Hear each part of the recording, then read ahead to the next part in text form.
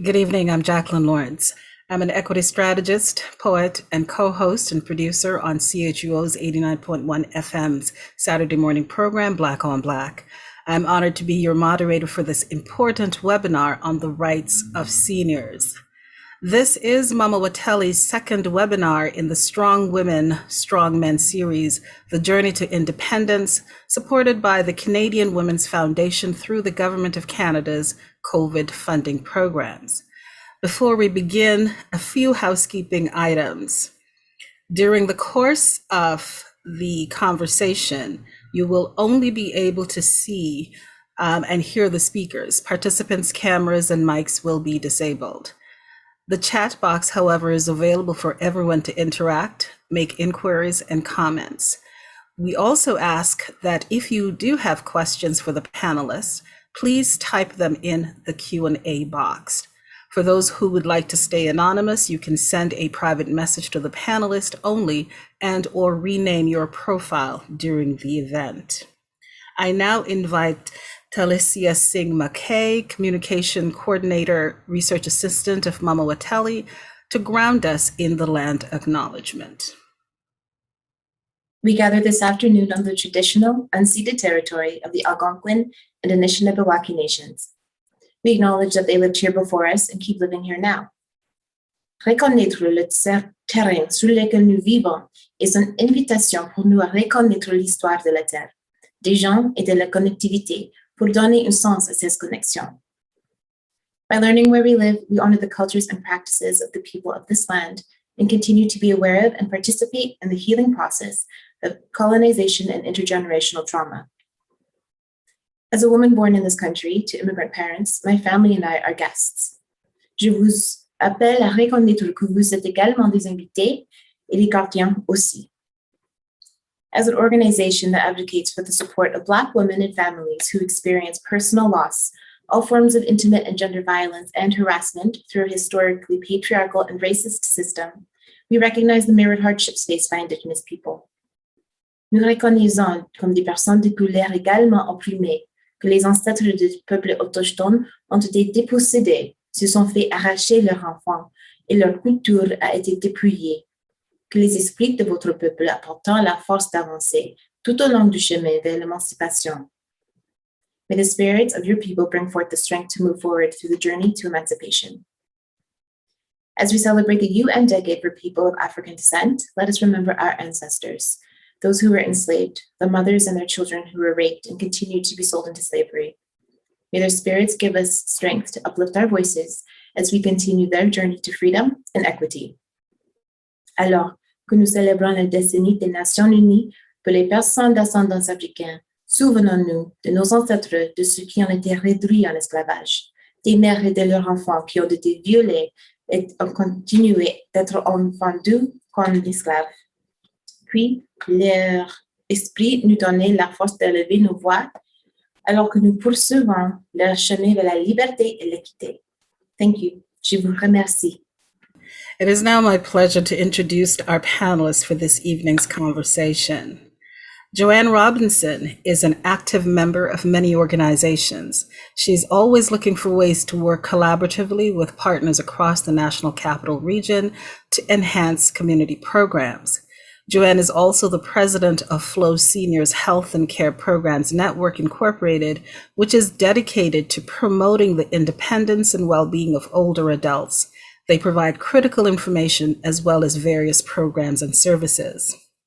Laura Proctor is currently the Central East and Regional Elder Abuse Prevention Consultant, Communications Lead for Elder Abuse Prevention Canada. Laura has worked in the field of elder abuse victim services for over 20 years.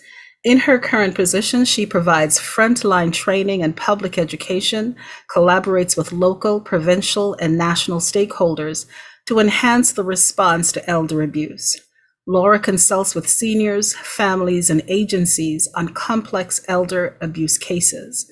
Laura previously worked for Victim Services Kawartha Halliburton as their executive director and was a frontline member of the Edmonton Elder Abuse Intervention Team, providing direct intervention and supports to victims of elder abuse in collaboration with Edmonton Police Services.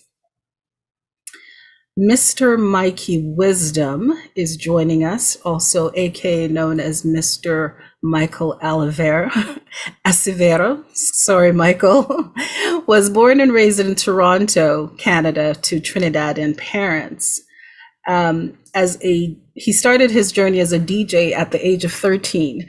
As DJ Mikey Wisdom, he has played in popular groups like the Dog Squad, Barry Culture, Black Gold, and the Scarborough Alliance. After moving to Ottawa in 1994 to attend university, Michael joined the radio ranks. He pioneered CKCU's flagship hip-hop show, Peaceful Journey. He has also opened live shows for celebrity acts such as Total, Redman, Beres Hammond, and Square One. Michael completed a double major in economics and psychology at Carleton University. He then went on to earn a Bachelor of Education from Lakewood University in 2001. He married his wife in 2002, and they are the proud parents of 3 boys. Michael worked as a private school teacher for years before going to work for the federal government. And when illness forced him to leave his job in 2011, Michael focused on finding a cure and serving the community. Michael has been a volunteer football coach since 2016. He is always willing to lend a helping hand. And no matter what obstacles life puts in his path, Michael has no plans to stop giving back. He has hosted CHUO's Caribbean Flavor radio show for over 25 years. As always, his mantra is, music runs through his veins, laying a steady beat for everything in this world. And so, full disclosure, Michael is my sister, is my partner in crime in the next show. And Raeann Rideout is Director of Partnerships and Outreach for Elder Abuse Prevention Ontario, and for the past 16 years has been actively engaged with community stakeholders and service providers as the Central East Regional Consultant.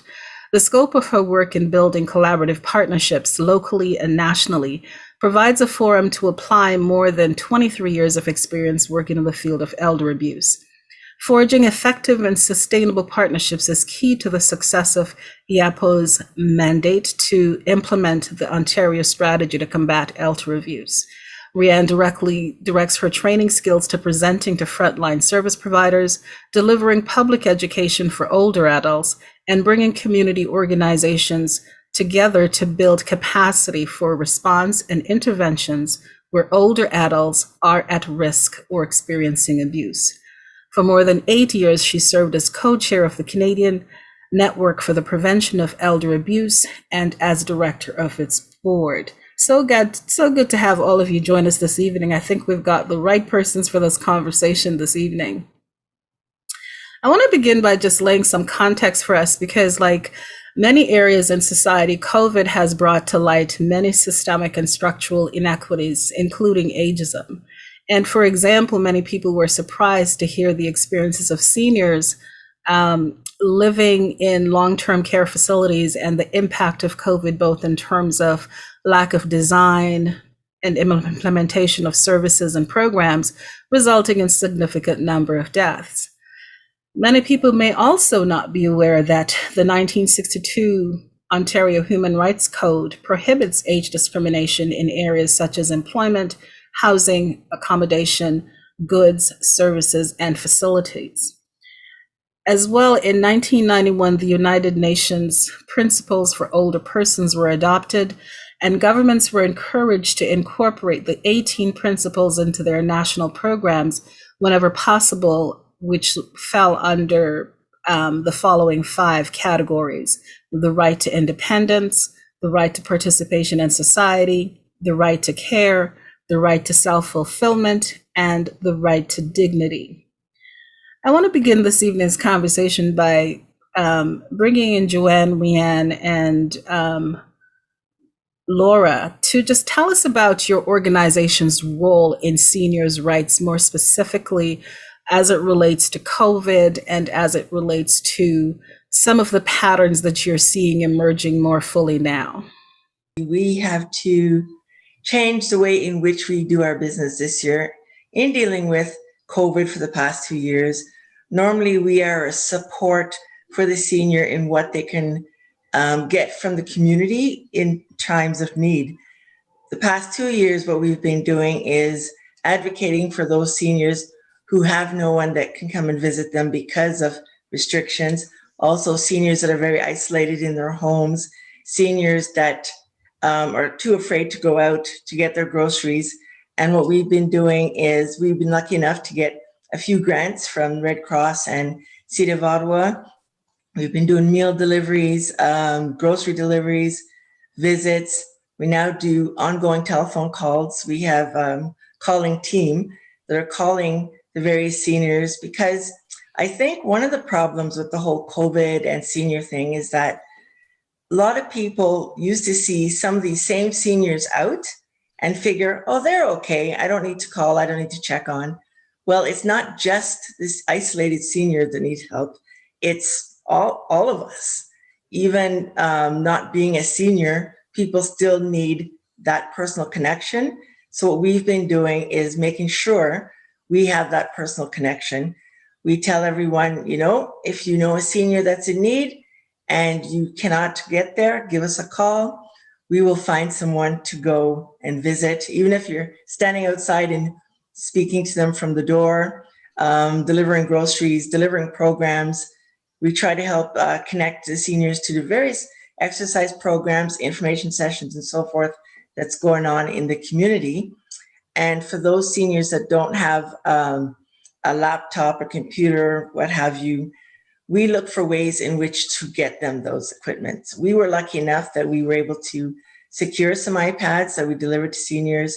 We had people go and set them up so that they could be part of different programs. And one of the things that I recognize is that COVID has brought together a lot of groups that used to be, I wouldn't say against each other, but everybody's rallying to get the same crowd.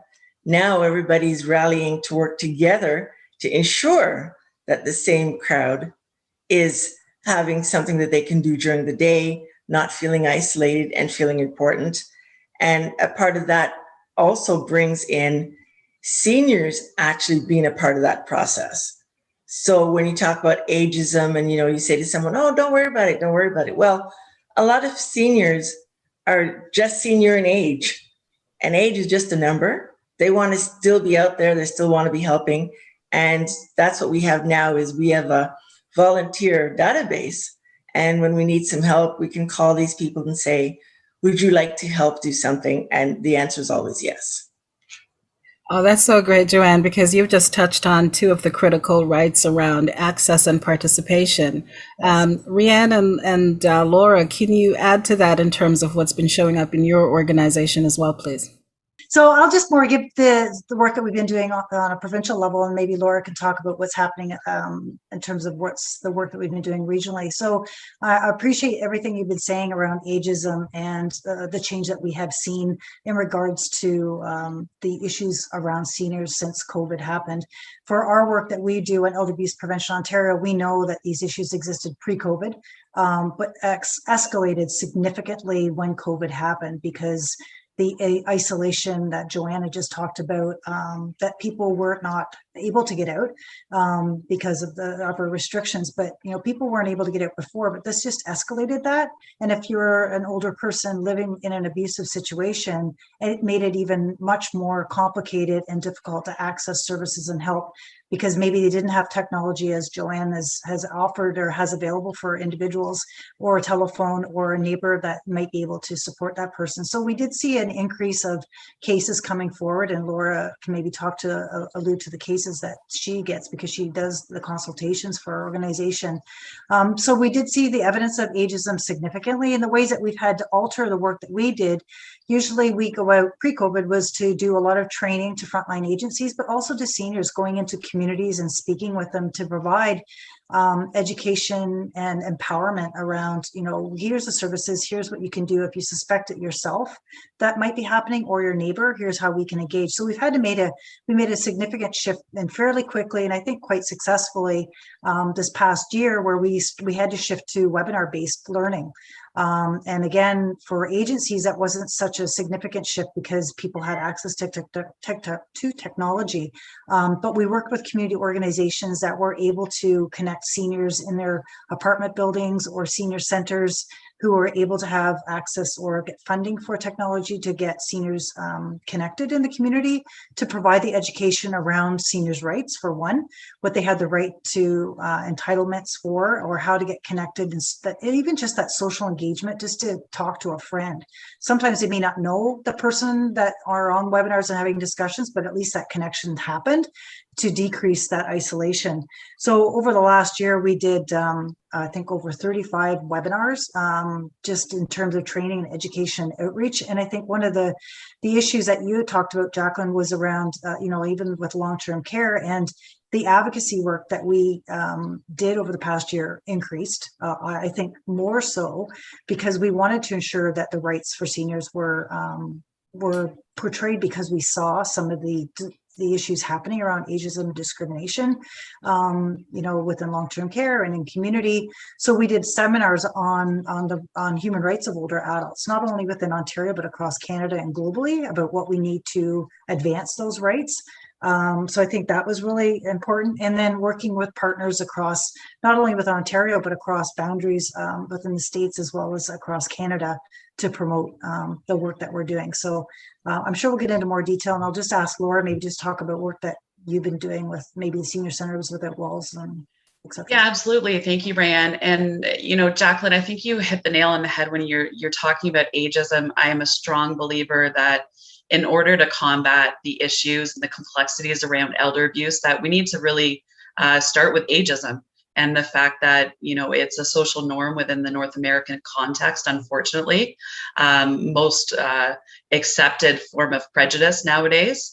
And we need to be open and honest about that, and challenge each other when you hear ageist comments.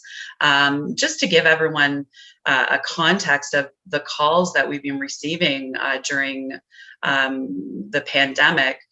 First off, our senior safety line, which is a provincial line that we help promote, they've seen a 250% increase in calls over the last year. And I almost just want to sit here with that number and the reality of the fact that that means that seniors across our province are actually picking up the phone and calling for assistance, which we know there's so many barriers for seniors to actually do that. So that is a significant number, 250% increase. Also, from our end, as Raeann had indicated, I do all of the consult calls across the province. I don't have the stats of how much of it's increased my workload, but significant impacts on our phone around those really complex cases that are all interweaving isolation. We know the number one form of elder abuse is financial abuse. Those are my typical calls, is that financial abuse, verbal abuse, and then seeing that impact on our most vulnerable within our society, and the supports that they require is immense. And it's through our Senior Centers Without Walls. They've done amazing programming online, whether it's online or on the phone. I actually just finished one up before I started this, and it's great to be able to see all of these seniors online. Whether you're in a rural location or urban, you can still be able to connect, form those relationships. And I think that really matters, and something that we need to pat ourselves on the back, that we've been able to ensure that seniors continue to stay connected throughout this pandemic. Great. Thank you so much. I mean, as I believe it was Raeann who spoke about that, many of the things that were highlighted were happening before COVID, but they were just exacerbated or further highlighted by COVID. Michael, I want to bring you into the conversation in terms of how has seniors' rights played a role in your life? Well, first, I almost feel like the small fish in the big pond, because I'm listening to the work that these wonderful ladies are doing, and I'm so I'm humbled. Looking around, thinking, what am I doing here? But it's weird, because I feel like I'm the connector, the glue between what they're doing and some of the communities that maybe not being able to reach out or touch these services that are available. There's a lot of things that they've mentioned that I didn't even know existed. So with us at the radio station, we're very connected to the community in the sense of we've become a part of most people's families over the 25, 30 years that we've been doing it. And a lot of times when we get involved in these conversations, it's after the fact. So the damage has already been done, and we're kind of putting band-aids on things because they didn't know that all of this was available to them. And also, and this is not speaking against anything that they've said already, but there's a lot of language barriers and cultural barriers that kind of hinder or might affect how somebody would reach out. Because I think a lot of times people in the Caribbean community always feel kind of disconnected in the sense of that's not for them, or those services aren't for them. And not because of the service side of it, but just because a lot of things are ingrained in culturally. We don't need help. We're going to deal with it on our own. We're going to take care of it ourselves. We're not asking for but we don't want to air our business outside. So we get conversations. I get to have conversations with elder people that are very sad and traumatic, but at the same time, I'm thinking in my head, I'm already like next week, next month, next year, trying to figure out how to get them to address or to take advantage of what I've just heard, because again, half of what I just heard was foreign to me.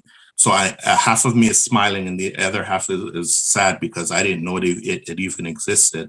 So it's wonderful in that sense, but I hear story after story of people who were abused and afraid to say anything, who abused by family members, abused by, and again, the ageism thing, it becomes detrimental because they're frail, they're in a position of vulnerability, they don't want to act or say anything because things will get worse and whatever the case is.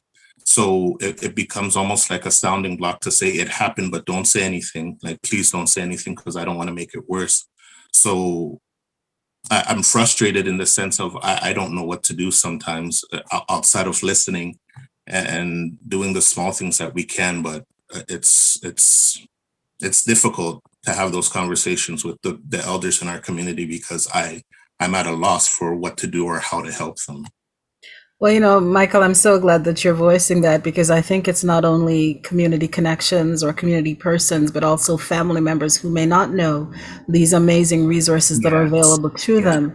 And so you've touched on a couple of things I just want to probe a little bit more. Maybe Joanne, Laura, and Raeann, you can speak a little bit about what are the kind of awareness campaigns that you do, and what are the collaborative? Joanne mentioned that there are more collaborations happening now, but what do you foresee as we move forward in terms of how these particular awareness campaigns can definitely be enhanced to support, not only to support the work that you're doing, but to let more people know about the incredible work that you're doing?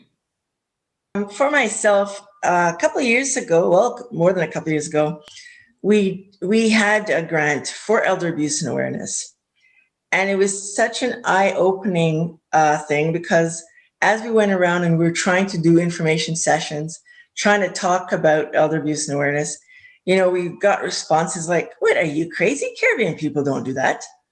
Yeah. Why are you talking about this? And I'm saying, yes, we do. And sometimes we don't realize we're doing it. Yes. So rather than saying elder abuse and awareness, what we did was we broke down the components. We had sessions on fraud. We had sessions on abuse in itself. We had sessions on loneliness. And when we broke down the different components, we had more people attend the sessions. We received the book. I'm not sure if it's from Laura's group, Elder Abuse and Awareness, and it's the Lonely something or the other. I cannot remember the name of the book, but we started handing that out at different sessions that we went to. And what we found is that people start coming over when no one was at the desk, and they would try to pick up the book without you seeing. So I would just turn, because I want them to take the book. And then they would come back and they would start to say, what has happened and what can they do? And there was always a page in the book that I would refer them to saying, because one of the big things in our community is, well, this is a Black person talking to a Black person. Now my business is going to be everywhere because of the trust issues. So I would say, if you don't want to speak to me, here's a number in the book. Call that number. These people don't know you, and you can say whatever it is you want to say. And you try to build that trust, because one of the things that I have to repeat over and over and over, as Flow seniors, what you say to us stays with us. And we're very careful about how we do our business. But we also look to persons like Laura and Raeann for answers for those seniors. If they don't want to make the phone call themselves, we're willing to do the phone calls. And then with doing it in that way, other groups started. Black History Ottawa had a whole session on fraud. And what we did, we made it like a lunch and learn.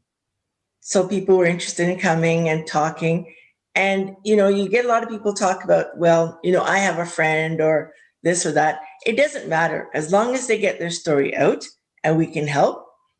A couple of people were assisted actually as a part of that, because we had people complaining about family members taking over their bank accounts, saying they're helping them. They show up at the bank and find out they have no money. Yes. Different ways in which you can switch things up at the bank without your family turning on you, because some people were concerned, okay, if they can't go, or if I don't give them, what's going to happen, because I depend on them for this or I depend on them for that. Showing some seniors independence on their own, because it's a scary thing when you feel that you have no resources, nowhere to turn. And then you find at this random conference or this random supposedly great dance event, there is this booklet that I can look at. And so we showed up at different places. People weren't always welcoming, but they let us stay. And we had those booklets, we had the resources to hand out.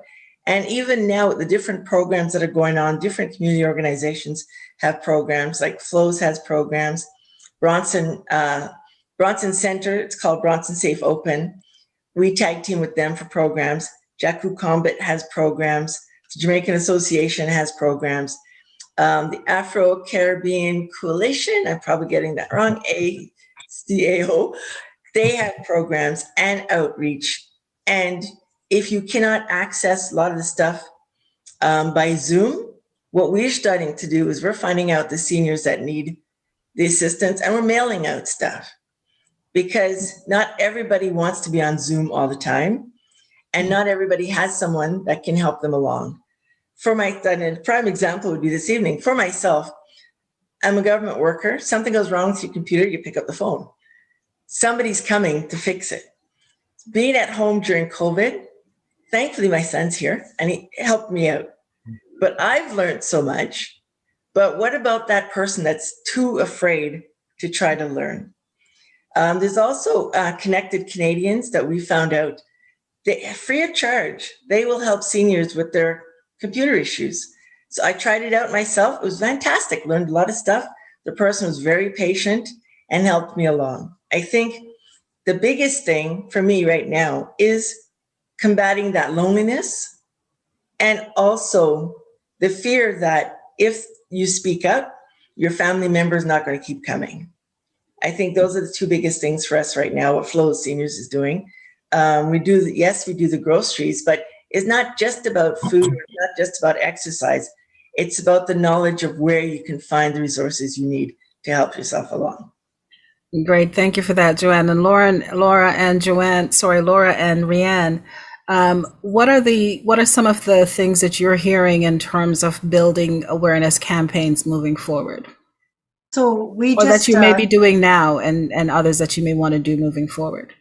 So as many people know, June was Seniors Month that just passed, and June 15th is World Elder Abuse Awareness Day. So I'm not sure people are familiar with that day.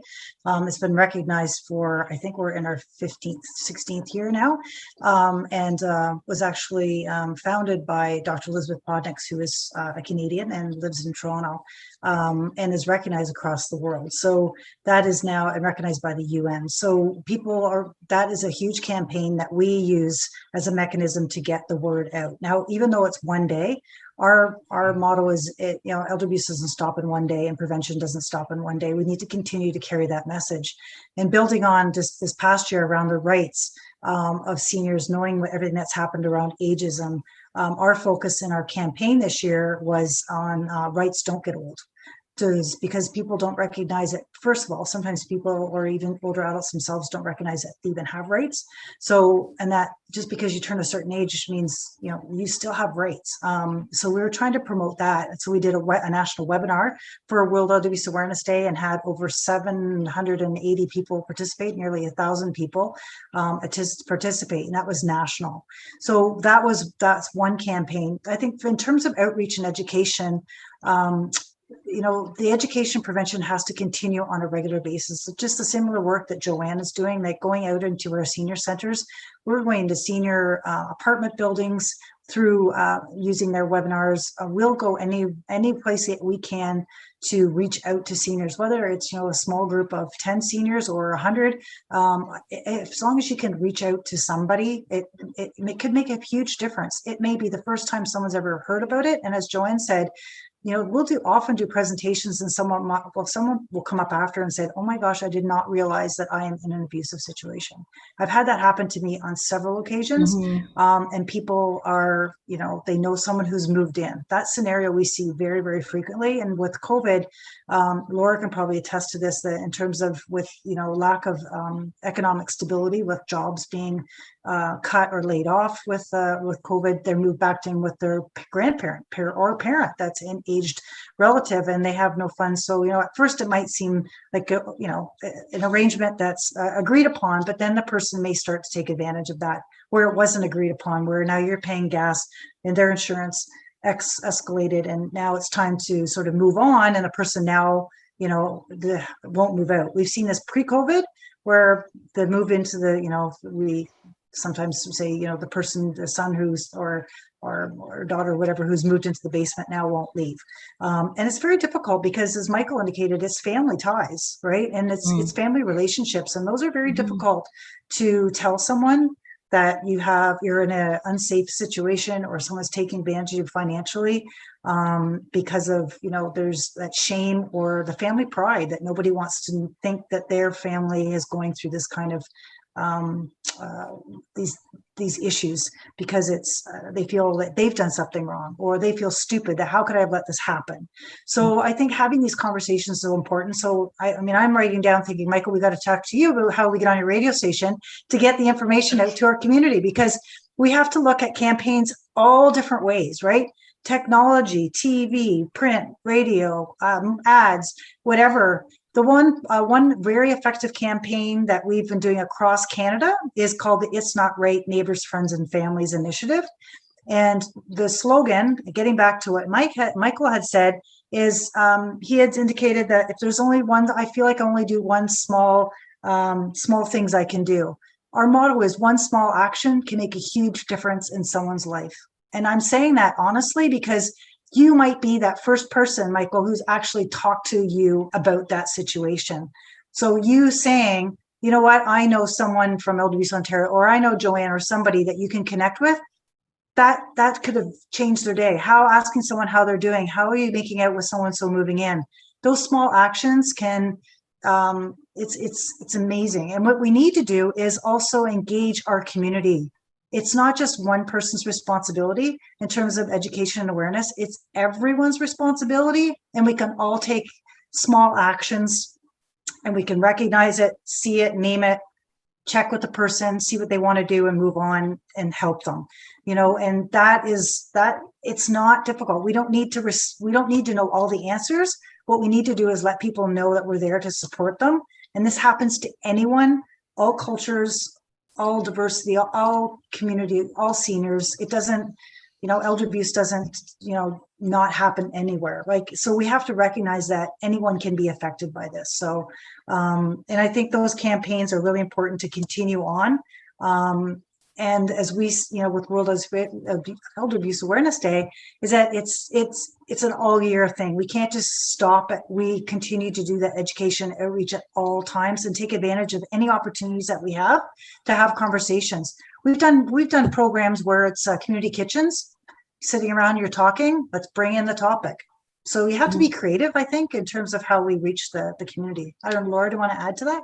Well, before Laura steps in, I just really want to, just acknowledge all of you for speaking to the economic, social, and psychological impact. But one of the things I'm hearing is, somewhat of a distinction between responsibility and right, or some of the challenges that may occur based on responsibility, but not recognizing that when you cross a particular line, you have now crossed serving an elder from a space of violating their rights. And I'm just wondering if that's something that you found out in your work, Laura, as well. And, especially when you spoke about that 250% increase in calls, I'm wondering if that also could support some of the campaigns that are being called for. Absolutely. I want to address first that when Raeann talked about, the fact that Mikey was saying that, he just feels like one person, I really want to highlight the fact that, we are such powerful beings, just alone being able to plant that seed with another, to make a healthy choice to leave a situation. So I think all of us, we're unique. We have different life experiences, and we're powerful beings. And we seem to minimize that in the work that we do when we interact with our own local community. So I just want to re-say that, that's such an important concept to take with the work that you do on a daily basis. To touch on your question, Jacqueline, is that, very rarely do abusers, when you're talking about crossing that line from being, maybe that supportive family member to potentially abusive, most times abusers don't realize that their behavior is abusive. So they, and most times the older adult or the victim in the scenario doesn't see the behavior as abusive because it's normalized within that family dynamic. So nobody, I know I do not come from a perfect family. None of us do. So families are very complex systems, and they're very unique, just like our own life experiences. So we tend to, when we're in an abusive situation, doesn't matter what form of abuse is occurring, we normalize that. That's a survival mechanism for us to continue to get up every day and go about our business. So very rarely do victims see themselves as victims, and very rarely do the abuser or perpetrators see themselves as that. So it's about all of us, not just us that do this every single day of our lives, planting that seed about, saying it's so easy to, when you see these situations happening or you hear about it, it's so easy to get very upset and wag your finger at what the person needs to do. But if I can just leave, one message with everyone today is that if you can step back, have that supportive conversation and say simple things like planting the seed of, things have changed so much for you since your son or daughter moved in, then the person's probably going to be more open to having a conversation when they're ready. So, it's just really, really complex. But Jacqueline, I'm so happy that you brought that up around that fine line, because there is such a fine line between a supportive, complex family to abuse. Mm-hmm. Thank you for that. I really want to go back to something that Mikey said also earlier, and it's planting this conversation in terms of intersectionality, and the experiences, and Laura, you just mentioned as well, in terms of their different lived experiences. And so when you intersect, experiences of race or ethnicity or language or culture or sexual orientation or disability with our elders or seniors, there's some interesting things that can show up as well. And so I'd like all of you to kind of respond to that. Michael, I'm going to ask you to respond to it also in terms of, in your conversations with seniors, are you hearing a reference point that's different from men versus what women are sharing with you? And, you know, are there unique distinctions for men that we have not presenced in this conversation in this moment that we need to be mindful of? I honestly, I stopped keeping track of how many things I wanted to say because so many really good points are flashing by in front of me. Before I answer that, I just wanted to get something across really quick in that, in terms of the discussion that just took place, I know for a fact a big portion of it, not only is it, I think it was Laura that had said about the abuser not knowing that they're being abusive. A big portion of it as well is the people who are surrounding them, because they don't recognize it as well. There's no way for me to jump in and say, hey, why are you doing that? Because I don't even recognize it as being abuse either. So the abuser is abusing and the support system around has no clue either. So they're not even in a position to step in and say, hey, what's going on here? Why are you doing this? Because they too are oblivious to the fact that it's taking place. So the reason I brought it up was, and oh gosh, what's the other lady? So my other question, that's what I'm here for, Michael, to track the conversation. So what I was asking in terms of, you know, based on the persons whom you're speaking to, do you notice a difference? Because I think it's almost like I think we sometimes have the conversation, and when we think about seniors, there are many of us who think about women. We don't necessarily think about what are some of the unique or specific considerations for men that we may need to be mindful of about in this conversation around seniors' rights. So again, let me say I'm speaking from a very Caribbean point of view when I answer this. Generationally, and it's still going on till today, men are supposed to be strong. Men are supposed to be the backbone of everything. Men aren't supposed to be weak. They're not supposed to cry. They're not supposed to complain. They're not supposed to. And yet there are so many quivering in corners because they don't know what to do and they don't know what to say. So in answering that, yes, there is a very big difference, but I would say in exaggerating the fact that they personally don't even want the conversation brought back up with them.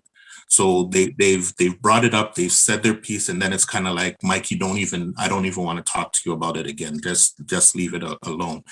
And the pride is being torn away from them because they're hurting, but they can't say anything, you know? So it's, if they've lost in a few situations, it's they've lost their wife. So they've lost their wife and now everyone's kind of stepped in and is taking care of things for them.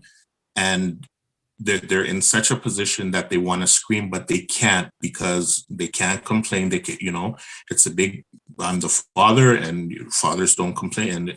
But in those situations, you kind of say to yourself, well, how do you not know you're abusing somebody? Because yet you're in one breath, you're saying you're supposed to be this big, strong person, but in the other breath, you're taking away all the power from them by doing things that undermine their authority. And again, just so that we make sure to have the honest conversation, if the person's in a situation where they can't take care of them, then I fully understand.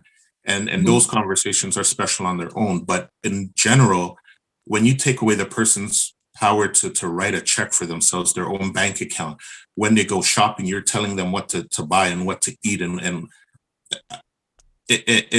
it destroys people from inside. And again, I speak from a very specific community when I say this. These men are hurting because they can't hurt, which is the weirdest thing to me, because I'm like, at that age, you have earned the right to do it and say it how you want to, but it's being taken away from them. And our community almost shuns or makes fun of and belittles men for being human beings. And I mean, when you get to 75, 80, 85, at that point in time, you are frail. You've gotten, I don't want to say this in a negative, but you've gotten soft, and you should be. you've lived your life and you have kids and grandkids and great grandkids. You're supposed to be soft and mushy and all of these wonderful things, but you're turned into a horrible person if that's who you portray. So as men, I'm trying to change it. And I know in my family, and we look up at our elder men as, yeah, grandpa's supposed to put you on the leg and swing you around and cry. And grandpa's okay. It's okay if grandpa's a calm person and an emotional person and shows emotion and tells you he loves you. And even, I mean, I know I don't want to get off topic, but just imagine they're being seen soft for telling kids they love them or for hugging them or whatever the case is. And it's ridiculous. And I'm finding myself having this conversation over and over again. And it gets me more and more angry each and every time, because how dare you look at somebody who's done what they've done over that many years, taking care of that many people. And then if they shed a tear, you're calling them soft. Like, so. But Mikey, one of the things I'm really appreciating about your share is you're bringing in the mental health aspect of this process as well. Yes. Of this journey. Very. Now, and I hope she's watching, because I hope she gets to laugh when I say this. I had a friend and we had a conversation 20 something years ago, and she looked at me and she said, someone in her family looked at her and said, like, Black people don't have time to have mental problems. We have too many things on our plate. So, and we talk about it every so often because it's so true. We're seen and we convince ourselves that if something goes wrong with our brains, then we're broken and we're not good anymore. And we could never be strong and have a mental need. So our car breaks down, we go to the mechanic. Our fridge breaks down, we call in a technician. Our brain breaks down, but whoa, no. We can't say this to anybody because then we're broken and we're not good people anymore. Now we're lesser than the rest of our community because we're asking for help to help our mind or help our soul or our spirit get through something. And it's the most I know I'm going to catch flack because I caught flack. So it's the most no. This is an open, honest conversation, and we want to be transparent about it. And this is not about putting blame. This is about stating a what's so, because there are hurting people in our communities around this. And I want to bring in Joanne and Raeann and Laura. I'm combining Raeann and Laura's name together. So I apologize. But Joanne specifically, I want to get your take on. I mean, there has been a traditional conversation in a way of traditions that we've had in the Black community for years, that we take care of our elders at home. Do you see this practice shifting, and if so, how? And for Raeann and Leanne, you guys should have a show, Raeann and Leanne. Raeann and Leanne, what are the types of things you're seeing that distinguish male versus female experiences, or that has been normalized as male versus female experiences? And what are some of the connections that you're having with diverse communities, whether it's the Black community, the Chinese community, the Arab community, all of these spaces that, are also going through this journey together around where we're having seniors in all of those communities and needing care such as this? So Joanne, for you? So there is quite a shift. But when I I used to get really furious because my mom stayed with us all the way till 1 week before she passed, and she was in the hospital.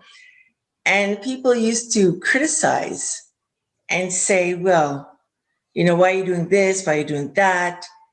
And when it became their turn, I watched and I wondered, your parents did so much for you, and that's how we grew.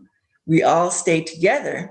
And I used to get upset at them. But when I look at the other side of the coin, there are some people that really can't take care of a family member that's ill. They're just not built that way. And that's sometimes where the abuse comes in.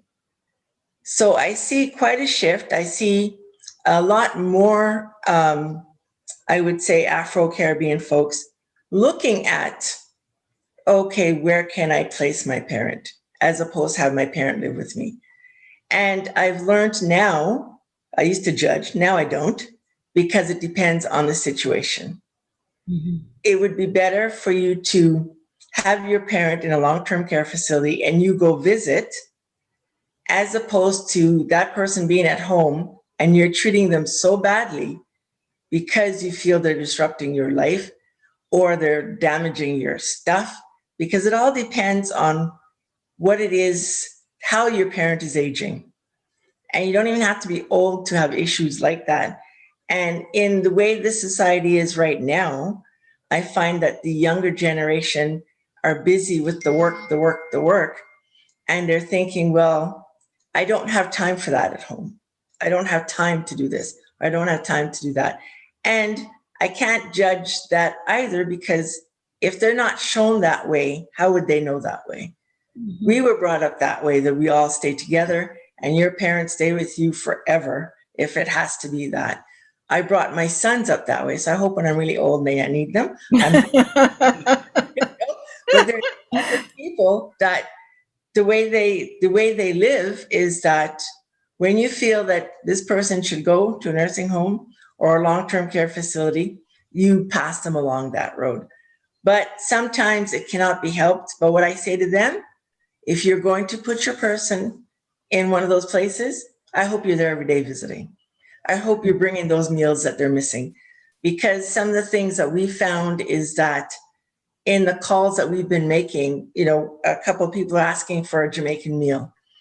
And during the COVID time, what happened to us was we were trying to bring those meals, but you had to leave the meal at the door. So you didn't know, when are they getting that meal?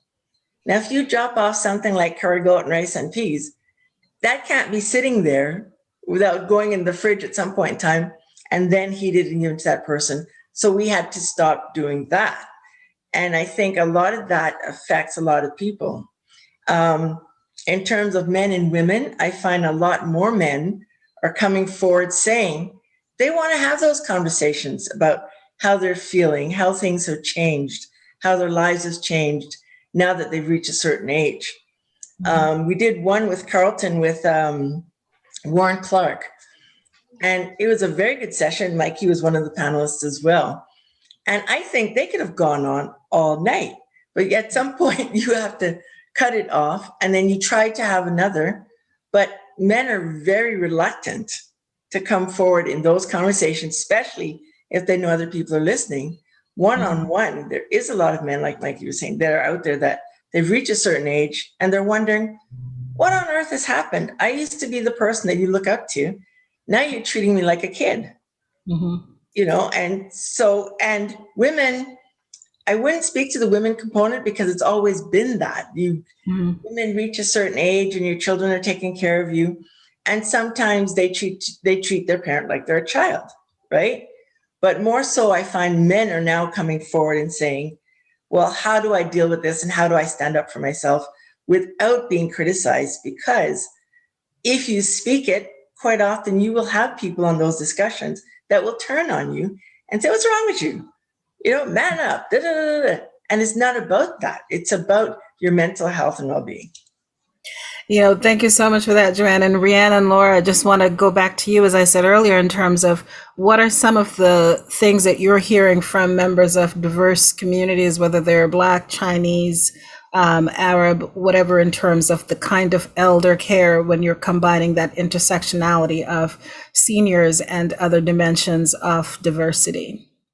There is so many barriers in general just for seniors, but then if we want to look at men, them coming forward to any service for actual help is extremely rare.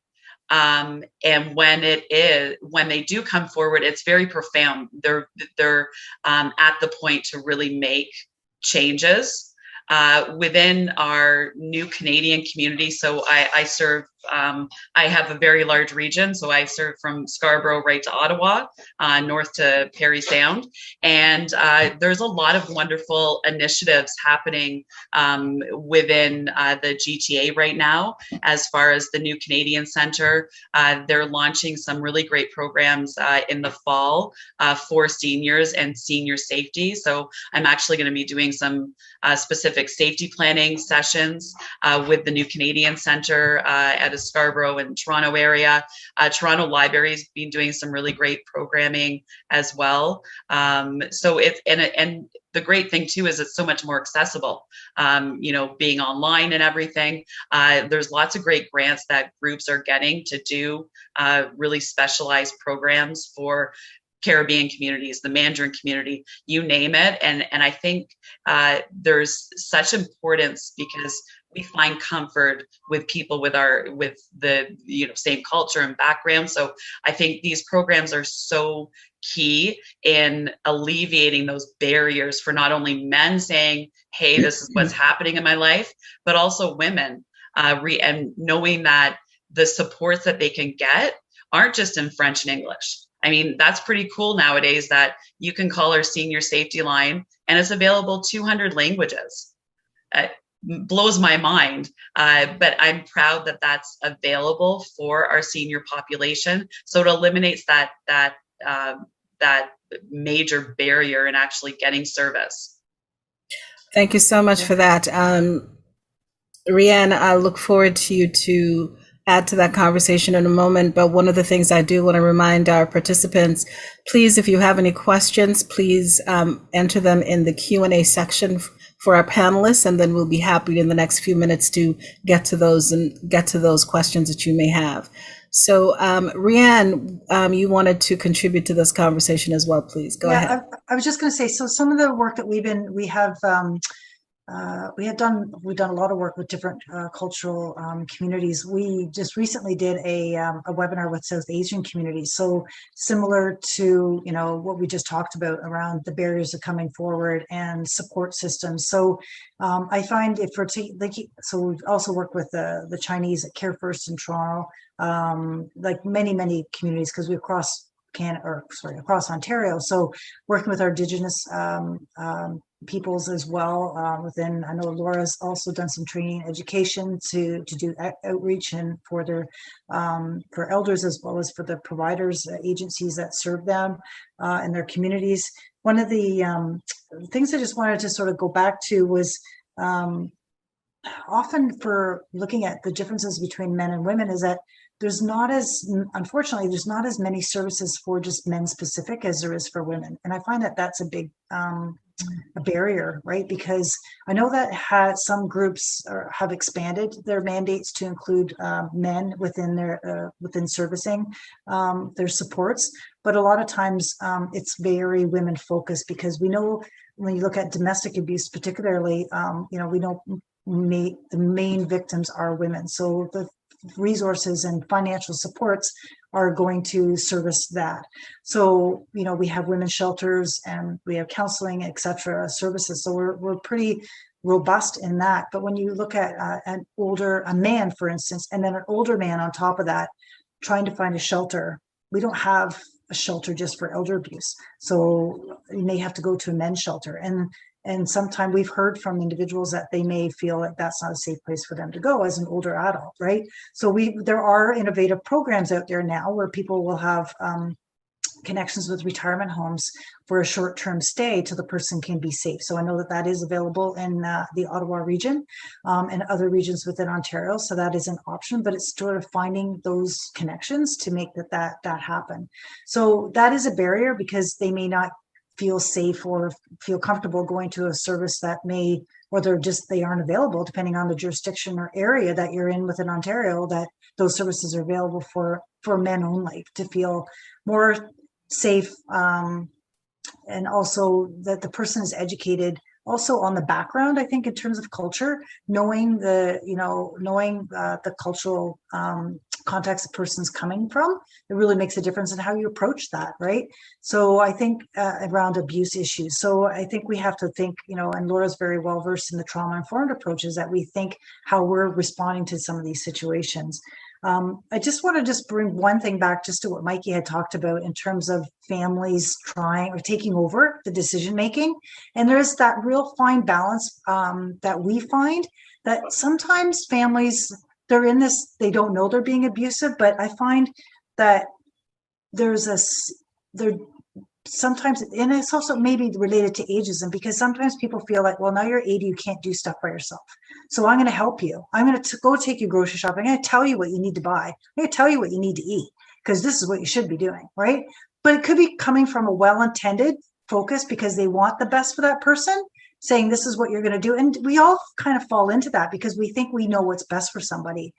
But then it gets, the line shifts where we're kind of taking away decision-making power, as you've talked about, Mikey, that you take away that decision-making power. They don't feel like they have a voice because it's gone to the extreme, and then they feel they have no voice anymore. And then they just kind of continues, the person continues to do it, and then they feel powerless. So that's, sometimes we find that we have to educate the family members about what is abuse, because they don't know when to stop. You think they're doing something good, but in fact, it's actually being harmful. So just adding to that, to the conversation. And I guess also in terms of working with that diversity, thinking about LGBT, we're talking about then intersectionality. I think we have to think about that when we're looking at all these issues around men, women.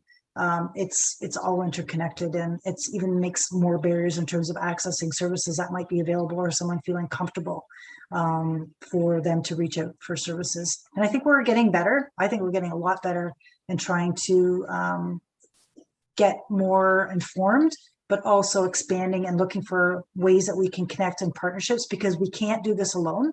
We have to, one agency is not going to be able to serve the financial, physical, emotional supports. The agencies have to connect with each other and work with each other to support that individual, because we don't have enough skill set or services in one agency to do everything. So it makes sense for us to well, it's collaborate. that piece around collaboration that Joanne was talking about earlier, in terms of how she has seen a shift in that during this COVID period, and trusting and hoping that this will be the way forward as we move together. I don't remember if it's Raeann or Leanne who spoke about the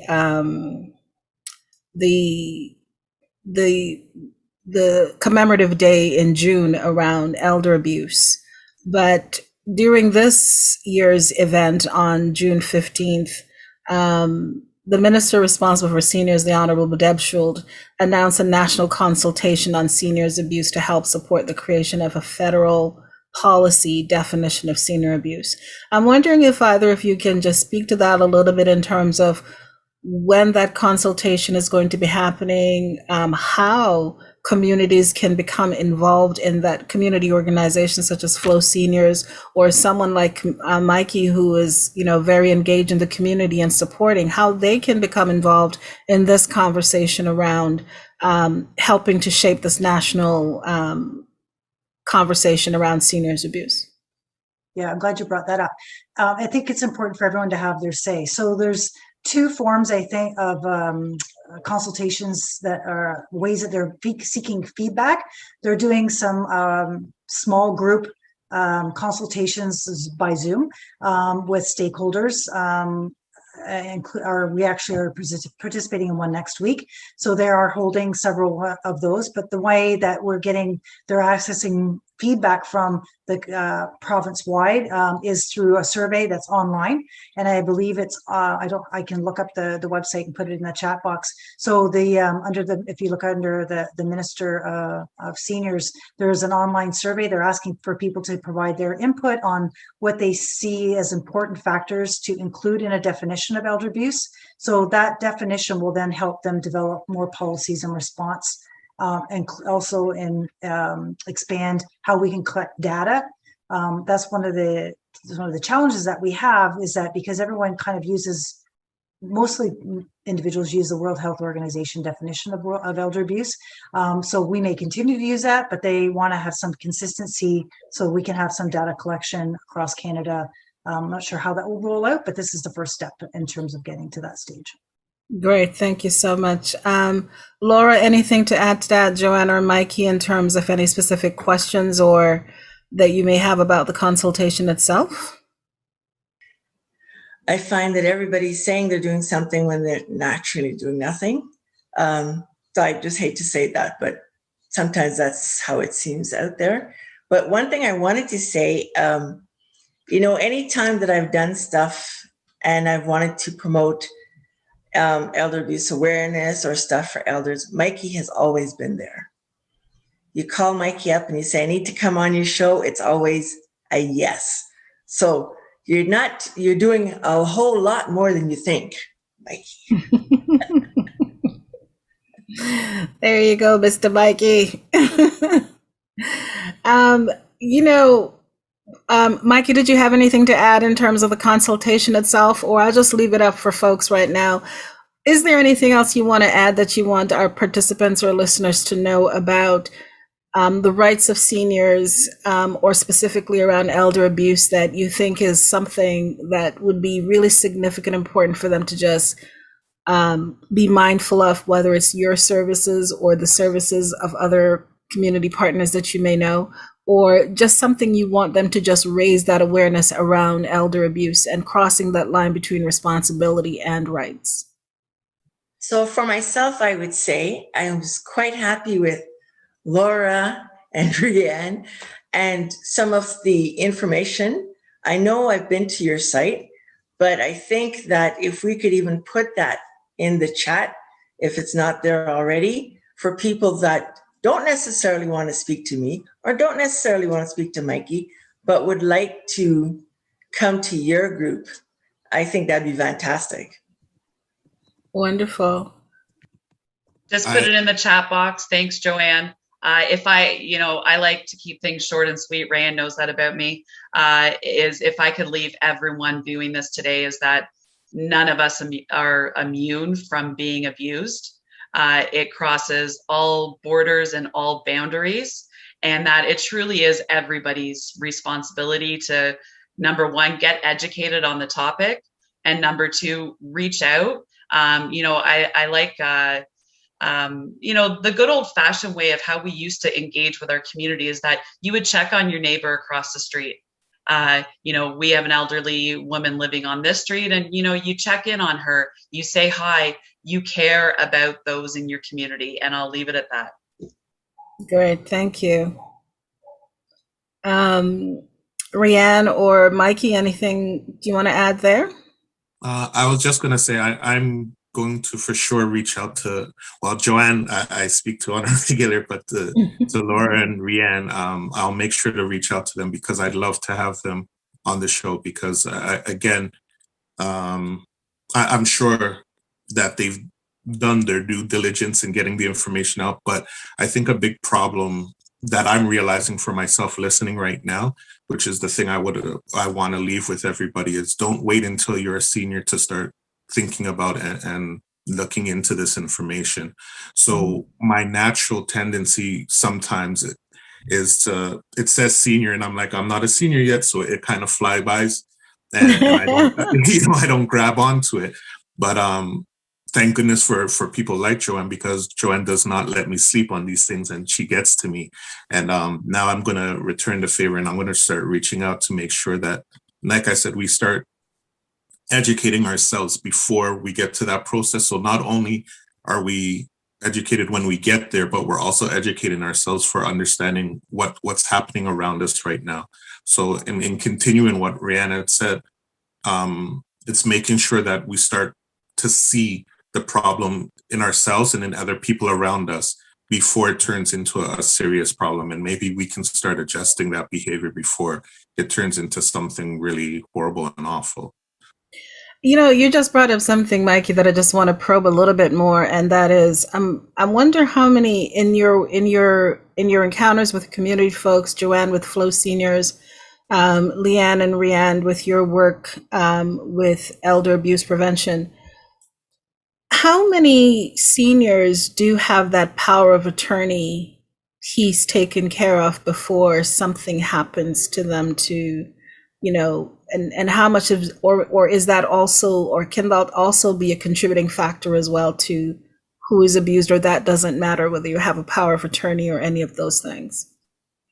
Well, I can say that we encourage people to plan for advance, right? So advanced planning around your healthcare and your finances is really important. I think we need to have those conversations with families. These are difficult conversations that people don't want to think about the future.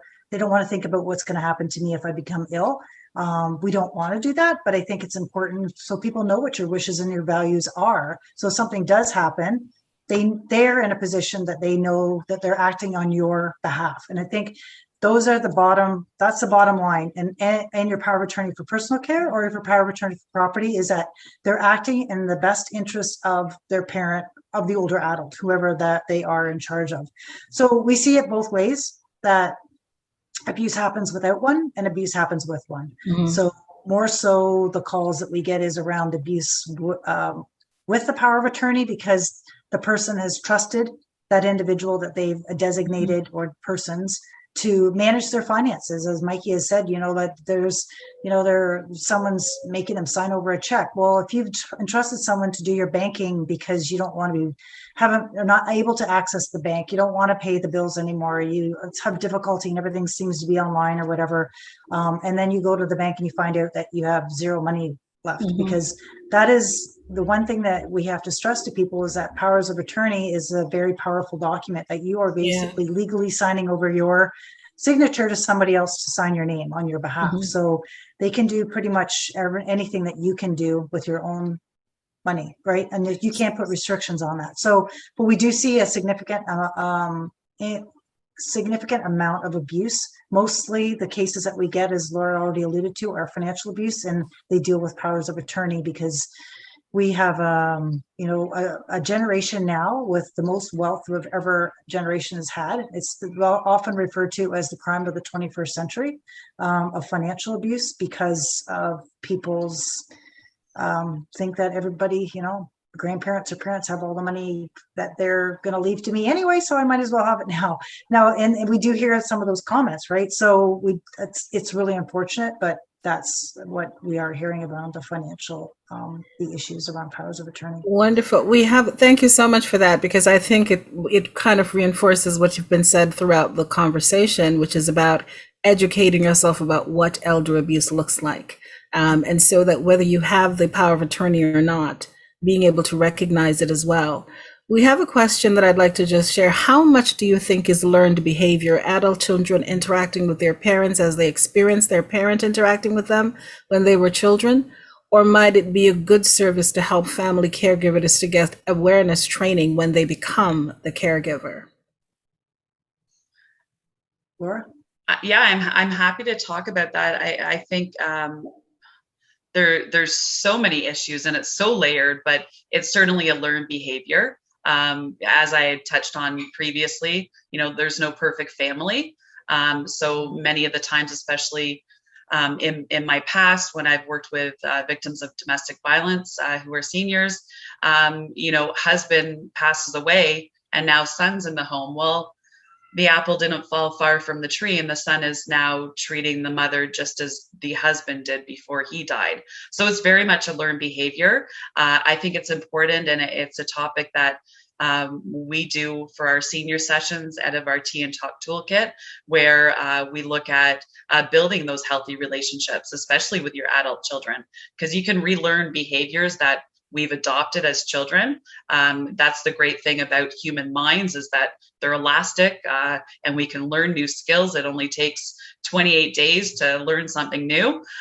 So I'm always positive when it comes to relearning healthy behaviors. But to answer that question, it certainly is learned, absolutely. And you'll see it intergenerationally. So you'll see it repeat itself as a cycle, from mother to granddaughter to right down the line. So very interesting, but very much learned. And what I appreciate about your response to that is, I think that sometimes we tend to forget that what we see, the behavioral patterns, are definitely learned. And thank you so much for that, for asking that question as well. And I've completely lost track as to what I was going to bring that to, but let me go to another angle. Let's put on our imagination hats, because I think one of the things that COVID has also asked us to do is to reimagine our systems and our structures. What let's have this as our closing comment from each of you. What do you think we need to reimagine or to restructure in terms of seniors' rights and serving seniors in our communities? Here's my thought coming back to me now. Because one of the things when we talk about ageism is this notion that somehow we still live in a culture that glorifies youth and not necessarily embraces the saging, as I call it, not aging, but the saging process as we go through that. And it's just some considerations as to what is COVID asking us to reimagine for our relationships and our systems and structures as we move forward in serving seniors. Laura, you can start. Absolutely. I think, when we get through COVID and, post-COVID life, I'd like to see, all of those barriers broken down. This may be pie in the sky, but I'm able to think like that.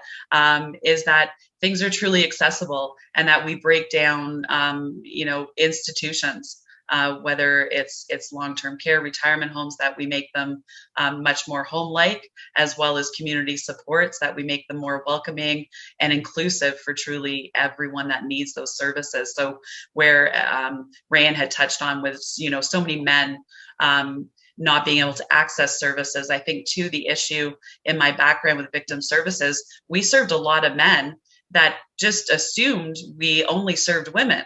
So that was always an educational opportunity for them.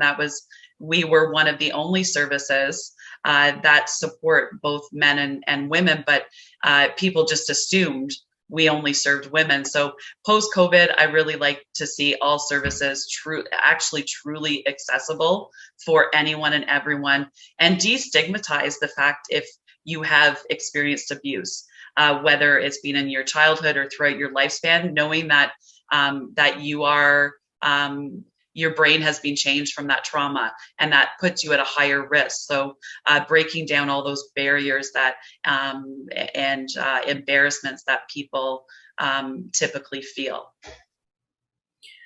Thank you so much for that. Who else would like to answer what you want to see reimagined? I was just going to just sort of building on what Laura said. So I think we have to look at this as we can't blame individuals. I mean, it's not an individual problem, it's a societal problem, it's a system issue, and we have to look at this as a whole. So if you look at the ecological model, which many people frame the issue around, we have to work at individual, look at our relationships, as you just talked about, Jacqueline. What can we do at a community level, and what can we do at a societal level? But they all interrelate because they all don't act in isolation. And how do we engage everyone at all those levels to be involved and advocating for change? Because that's where we have that power to make a difference now. I mean, people are listening. They're taking, this is on, we're looking at change. It comes from the government. It comes from us as agencies and how we can be the voice. And we need individuals in the community, seniors themselves, the caregivers, to start engaging and having these conversations with their municipalities, with their leaders, with the people that they're connected with, to make change that what we want to see within our own communities. And what we're doing across what we left with also with that webinar that you attended, Jacqueline, was that we're developing, working with the Canadian Network for the Prevention of Elder Abuse, to develop that pan-Canadian pan-Canadian strategy to address elder abuse, and how we can engage everyone at all levels to be involved in making this society that we live in less, we need to prevent this from happening. So we have the respect and dignity for elders across all areas, all ages, in terms of that intersectionality that we talked about. That's what we need to do. And lastly, to engage, and I mean everyone, also at the intergenerational. So it's not just us as looking after our parents or grandparents, it's our children.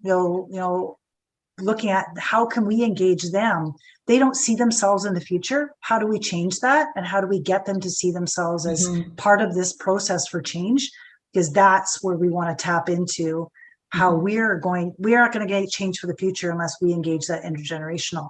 And with social media, at the fingertips. That's where we've been working in the past year, is getting that information through Twitter, Facebook, Instagram, all the new apps out there that they're using, that, you know, that we're trying to reach out to people, but these are mechanisms that we can use to engage them in these conversations so that they respect their grandparents, they respect their parents, and it continues on in the future. So we have this social movement pushing forward.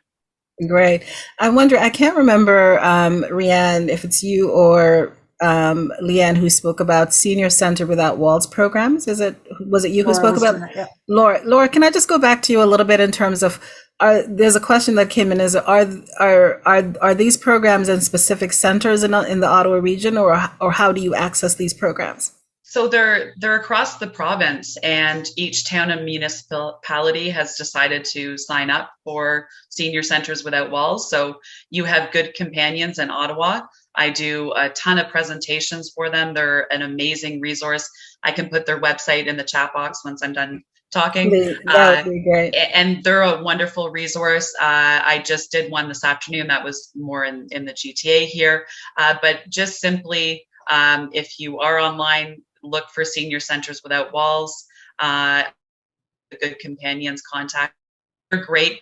They not only phone workshops and presentations, and they do any topic from, you know, mindfulness to cooking to elder abuse. So really anything. And they also do Zoom calls as well, not just telephone, but Zoom as well. So great resource for our seniors to stay connected across the province. Great, thank you for that. And people can access the different organizations through the Ontario Association of Older Adult Centers are mostly affiliated, and they got funding to support those projects.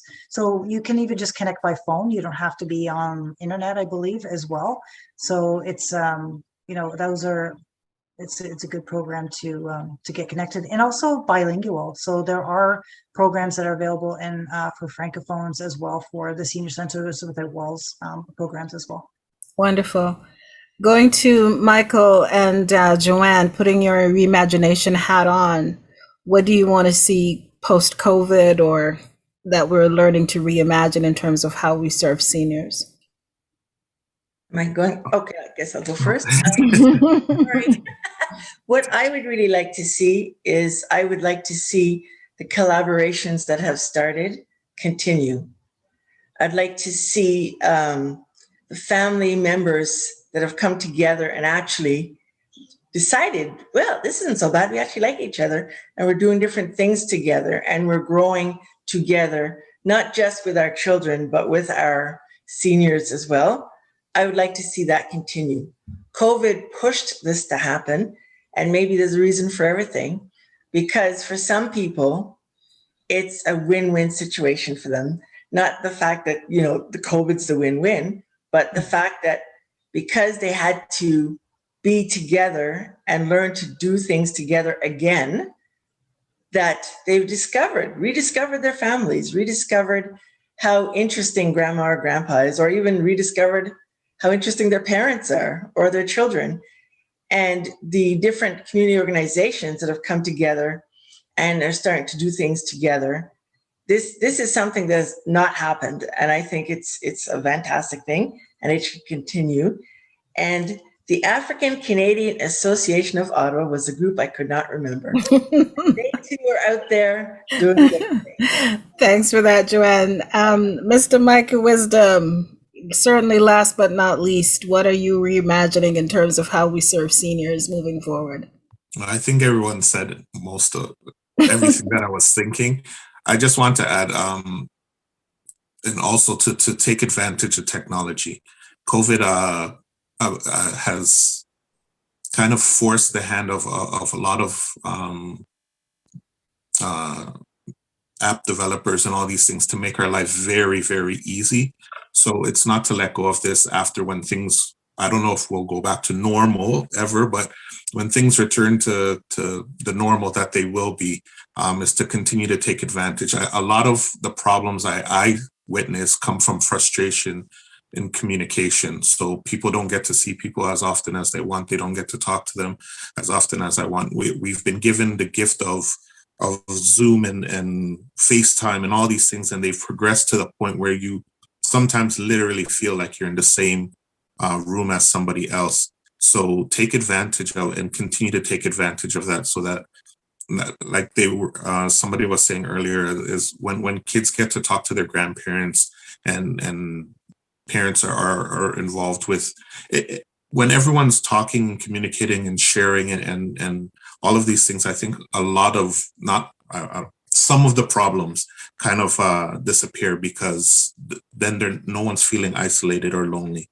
So in terms of what I would want to see, I would want to see that we don't return to our I see you once a week timetable. Take advantage of being able to speak to someone for 15 minutes while you're walking or going to the grocery or whatever the case is, so that we can eliminate some of the isolation. Michael, I just want to check in with you. Like, do you think that having the creation of like a men's conversation circle would support some of the things that you'd spoken about earlier? I've been asked many times, and I don't know what the right word to. I'm trying to do it the right way. I think it's very, very important. Again, the I have previous the title for you. It's called Man Talk. That's the title for it. the previous conversation that I had, and I'm sure after this one is the same thing, is that there's such a strong push for it, but such a great fear about it. So I'm trying to feel out the magic way to get it done, so that it's most effective. Yeah, got it. It's coming. Got it. Okay, so you heard it here first. It's coming. Man Talk is coming.